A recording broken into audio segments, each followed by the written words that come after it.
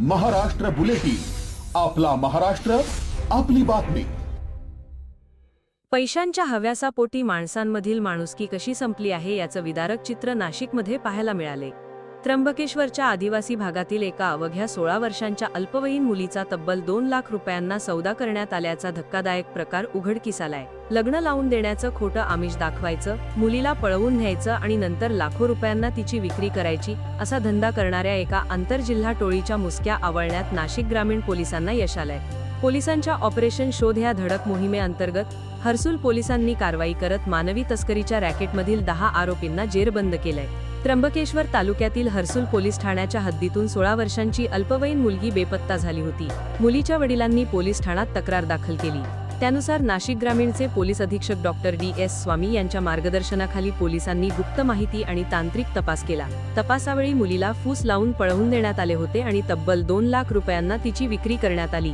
यात काही महिला दलालांचाही समावेश असल्याचं तपास करणारे सहाय्यक पोलीस निरीक्षक जीवन बोरसे यांनी सांगितले। नमस्कार।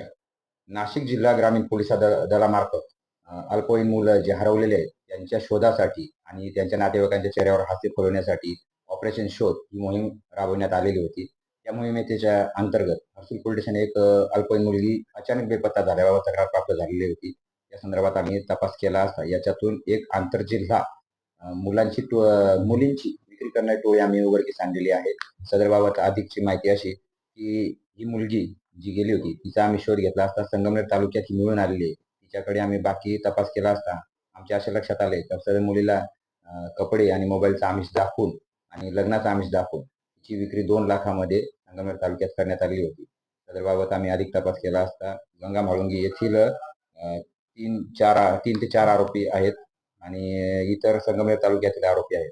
अशा आरोपींना आम्ही ताब्यात घेतलेले, त्यांच्याकडे अधिक तपास करीत आहोत।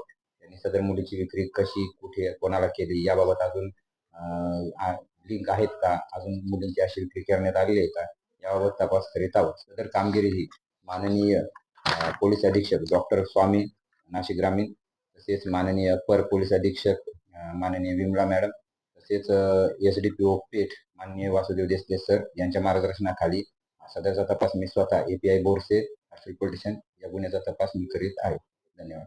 हर्सुल पोलिसांनी तातडीने कारवाई करत या गुन्ह्यातील मुख्य सूत्रधारांसह दलाली करणाऱ्या 10 आरोपींच्या मुसक्या आवळल्या आहेत। अटक करण्यात आलेल्यांमध्ये तुषार पचपिंड, संदीप पचपिंड, सुरेश फसाळे, कमल फसाळे, सीता बेंडकोळी, ठकुबाई माळेकर, धर्मा फसाळे, सोनाबाई पाटोळे, विशाल परचुंडे आणि महादेव नाईकवाडे यांना पोलिसांनी बेडा ठोकल्या असून त्यांची कसून चौकशी सुरू आहे।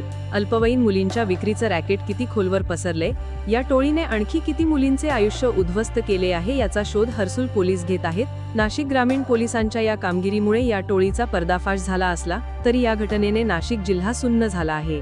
महाराष्ट्र बुलेटिनसाठी कृष्णा वानखेडे, त्र्यंबकेश्वर। महाराष्ट्र बुलेटिन, आपला महाराष्ट्र, आपली बातमी।